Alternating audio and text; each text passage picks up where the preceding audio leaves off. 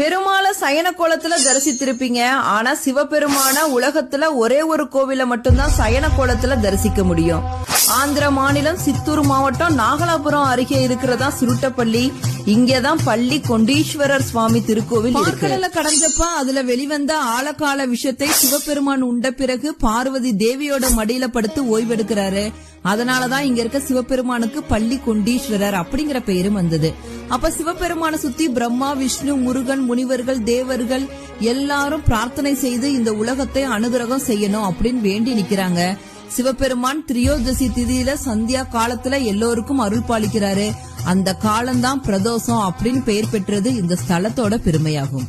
இந்த ஒரு கோவில மட்டும்தான் பிரம்மாவாலேயே பார்க்க முடியாத சிவபெருமானுடைய அடி முதல் முடி வரைக்கும் தரிசிக்க முடியும். எல்லா கோவில்களிலேயும் லிங்க வடிவத்துல காட்சி தர சிவபெருமான் இந்த கோவில்ல மட்டும்தான் சயன கோலத்துல பார்வதி தேவியோட காட்சி தராரு.